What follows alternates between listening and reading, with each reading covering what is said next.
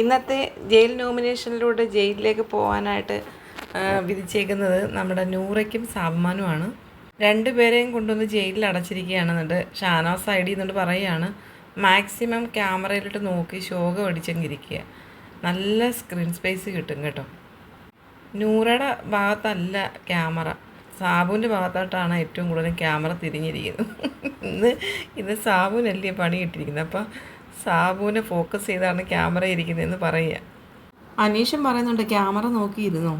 അനുമോൾ സൈഡിൽ നിന്നിട്ട് പറയാണ് രണ്ടുപേരും അതിനകത്ത് കിടക്കുന്ന കണ്ടിട്ട് വിഷമമുണ്ട്. ഒരു കുറ്റവും ചെയ്യാത്ത എന്നെയാണ് നിങ്ങൾ ജയിലിൽ പിടിച്ചിട്ടിരിക്കുന്നതെന്ന് നൂറ പറയുന്നുണ്ട്. നീ ഒരു കുറ്റവും ചെയ്തില്ല, പക്ഷേ മനഃപൂർവ്വം നിൻ്റെ പേരിൽ കുറ്റം ആരോപിച്ചതാണെന്ന് ഷാനവാസ് പറയുന്നുണ്ട്. നമ്മുടെ സാബുവിനോട് ചോദിക്കുന്നുണ്ട് നീ കുറ്റം ചെയ്തോ. ഇല്ല, ഞാൻ കുറ്റം ചെയ്തിട്ടില്ലെന്ന് സാബു പറയുന്നു.